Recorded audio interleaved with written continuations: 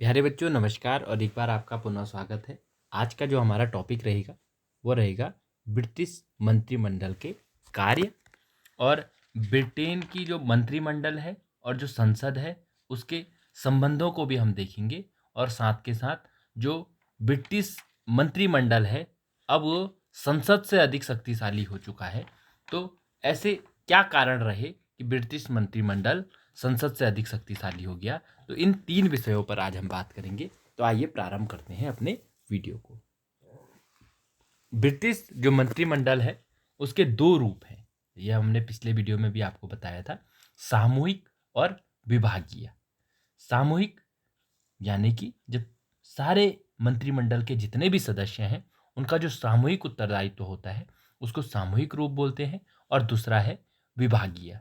विभागीय यानी कि प्रत्येक विभाग का जो मंत्री है वह अपने विभाग के लिए क्या है, जिम्मेदार होता है।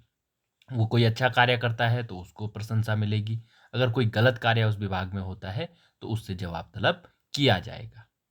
इसका प्रत्येक सदस्य किसी न किसी विभाग का प्रधान होता है। मंत्रिमंडल का प्रत्येक सदस्य किसी न किसी विभाग का प्रधान होता है।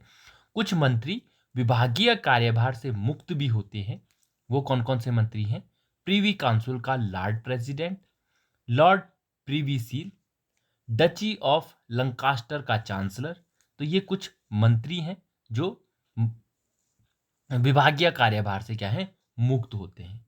और इन अविभागीय मंत्री को प्रधानमंत्री अगर चाहे तो क्या है, कुछ विभाग दे भी सकता है। कैबिनेट के जो कार्य हैं, तीन प्रमुख कार्य होते हैं।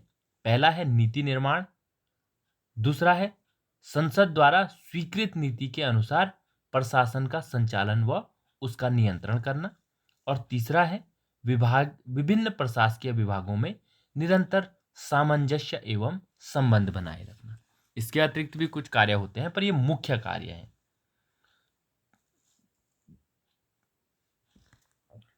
आमतौर पर कैबिनेट की बैठकें, थोड़ा सा बैठकों का भी बारे में भी जानकारी ले लें तो ब्रिटिश कैबिनेट की जो बैठकें हैं वो सप्ताह में 1 से 2 बार होती है और लगभग एक बार में 2 घंटे के लिए होती है। संसद का जब अधिवेशन नहीं हो रहा होता है तो इन बैठकों की संख्या क्या है, कम भी हो जाती है। और प्रधानमंत्री को यह अधिकार प्राप्त होता है कि वो कभी भी कैबिनेट की बैठकें बुला सकता है। कैबिनेट ब्रिटेन की सर्वोच्च कार्यकारिणी है। उसका मुख्य कार्य सरकार की नीति निर्धारण तथा शासन व्यवस्था करना है। इसके अलावा विधि निर्माण और वित्त व्यवस्था में भी इसका क्या है, महत्वपूर्ण योगदान होता है।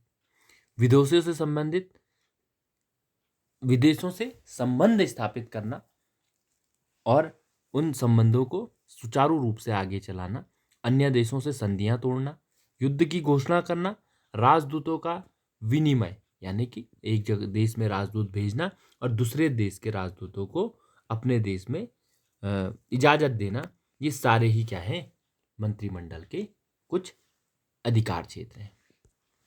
तो रैमजे म्योर ब्रिटिश विद्वान हुए हैं। उन्होंने ब्रिटिश कैबिनेट के कार्यों को 6 भागों में विभाजित किया है। पहला, राष्ट्रीय नीति निर्धारित करना। स्वदेश और विदेश दोनों ही क्षेत्रों में कोई समस्या उत्पन्न होने पर कैबिनेट ही उसके समाधान करने के संबंध में सरकार की नीति निर्धारण करती है। तो जैसा किसी भी देश की कैबिनेट हो वैसी ब्रिटेन की कैबिनेट का भी ये महत्वपूर्ण योगदान है।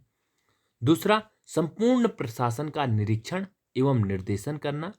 कैबिनेट ही प्रशासन के लिए उत्तरदायी होती है। यह उत्तरदायित्व जैसा कि पहले बताया व्यक्तिगत भी होता है और सामूहिक भी होता है। कैबिनेट सभी विभागों में संबंध एवं सामंजस्य स्थापित करती है तथा उनमें परस्पर मतभेद अथवा प्रतिद्वंदिता को दूर करती है।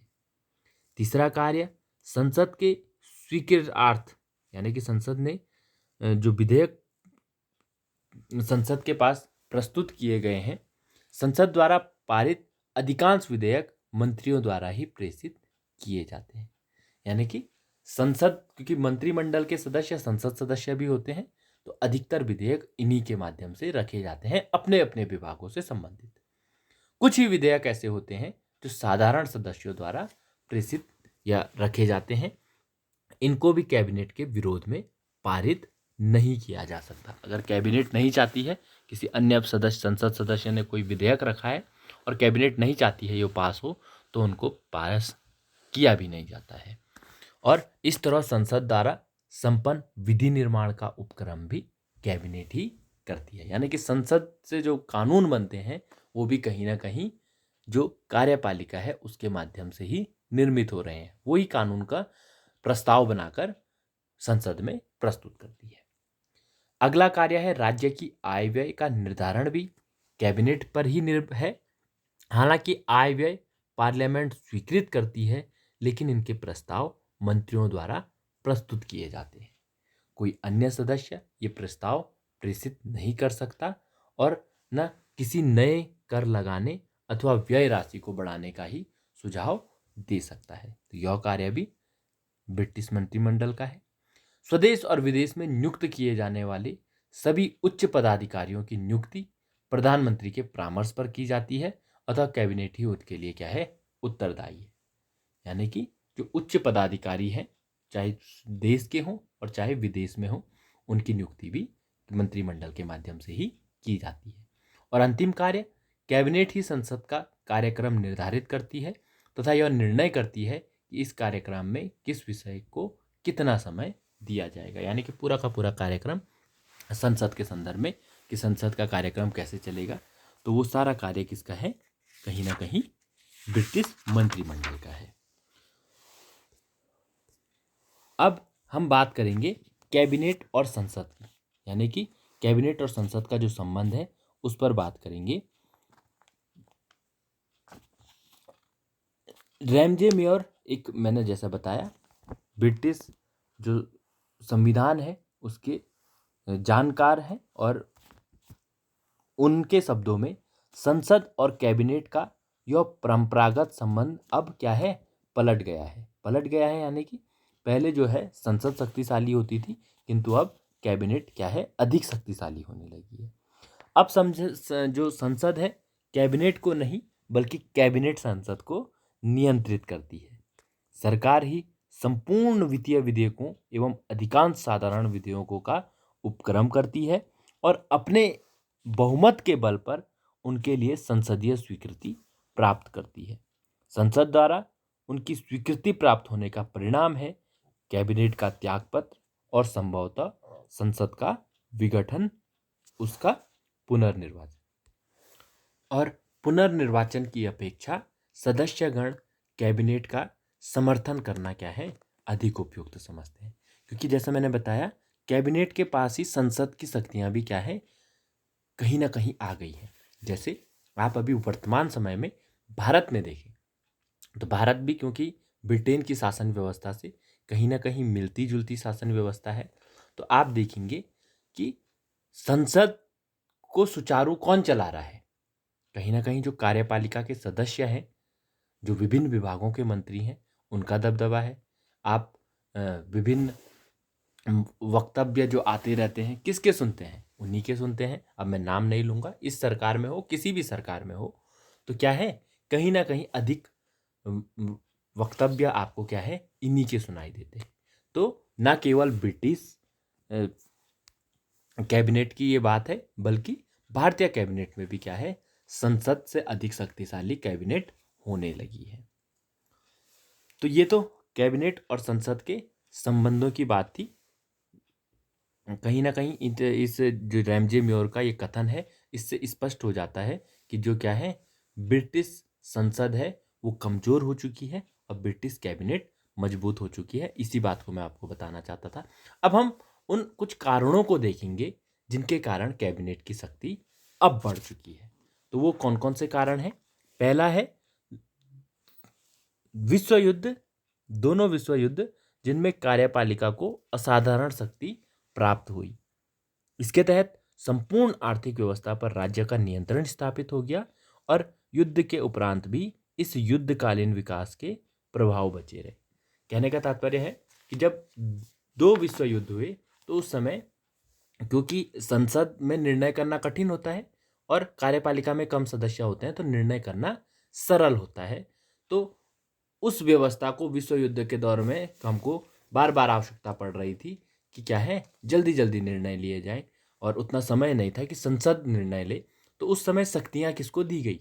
कैबिनेट को दी गई, ब्रिटिश कैबिनेट को वो शक्तियां मिली। तो वो बातें आगे भी यथावत रही। दूसरा, यद्भात्य नीति का ह्रास और उसके स्थान पर राज्य द्वारा नियमित आर्थिक व्यवस्था। यद्भात्य नीति का ह्रास और उसके स्थान पर राज्य द्वारा नियमित आर्थिक व्यवस्था। तो दूसरा कारण ये है। तीसरा है राज्य द्वारा सामाजिक सेवाओं की व्यवस्था। चौथा है राज्य कार्य में वृद्धि के परिणाम स्वरूप प्रशासनिक विभागों द्वारा विधि निर्माण का अधिकाधिक प्रयोग। जो विधि निर्माण है किसके माध्यम से होगी? कहीं ना कहीं प्रशासनिक विभागों, इसको अभी मैंने पीछे भी आपको बताया था। पांचवा है मताधिकार के प्रसार के साथ साथ दलीय अनुशासन और दलीय संगठन का दृढ़ होना। जो दलीय राजनीति का दौर आया है, तो दलीय संगठन यानी कि दल के जो प्रमुख नेता हैं उनके संगठन और दलीय अनुशासन का अधिक शक्तिशाली होना, इस कारण भी।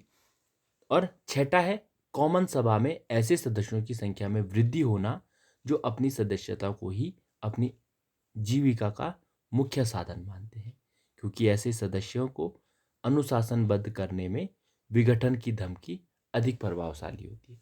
इसका कहने का तात्पर्य है, कॉमन सभा हो या जो जनसभा है, जनसभा यानी कि जनता द्वारा चुनी गई सभा है, उसमें कुछ ऐसे सदस्यों की नियुक्ति हो चुकी है अब कि जिनका कार्य ही क्या है, कहीं ना कहीं एक राजनीति आज न केवल ब्रिटेन में बल्कि विश्व के समस्त देशों में एक पेशा बन गया है। तो अपने उस पेशे को बचाए रखने के लिए उनकी जो धमकी होती है दल बदलने की, उस कारण भी कार्यपालिका अधिक शक्तिशाली है। क्यों? कार्यपालिका में किसी मंत्री द्वारा अगर इस्तीफा दिया जाता है तो संपूर्ण मंत्रिमंडल का वो इस्तीफा माना जाता है, और जिससे क्या है, सरकार गिरने का भय रहता है। तो इस कारण व्यक्ति विशेष क्या है, अधिक महत्वपूर्ण होते चले गए, और कार्यपालिका जो कैबिनेट है वो भी अधिक शक्तिशाली होती चली गई। और अंतिम है द्वितीय विश्व युद्ध के उपरांत श्रमिक सरकार का विपुल विधायी कार्यक्रम, जिसके परिणाम स्वरूप संसद में वाद विवाद को अत्यधिक रूप से सीमित करना तथा संसद के साधारण सदस्यों के अधिकारों पर अतिक्रमण करना आवश्यक हो गया। सीधी सी बात है, युद्ध के दौरान जो संसद के अधिकारों में कमी आई है, उससे भी क्या है, कैबिनेट की शक्ति में वृद्धि हुई है। अगर यह नियम है, किसी की शक्ति में कमी होगी तो किसी न किसी की शक्ति में वृद्धि स्वतः ही हो जाएगी। वैसे ये इतना इम्पोर्टेंट टॉपिक नहीं है, कम ही पूछा जाता है शक्ति बढ़ने के कारण, किंतु 5 नंबर के क्वेश्चंस में ये आ सकता है। तो इसके लिए आप इसको प्रिपेयर कर लीजिएगा। अगर कोई बिंदु हो जो समझ में ना आया हो तो कमेंट के माध्यम से अवश्य पूछिएगा। आप लोगों ने मुझे सुना, आप लोगों का बहुत बहुत धन्यवाद।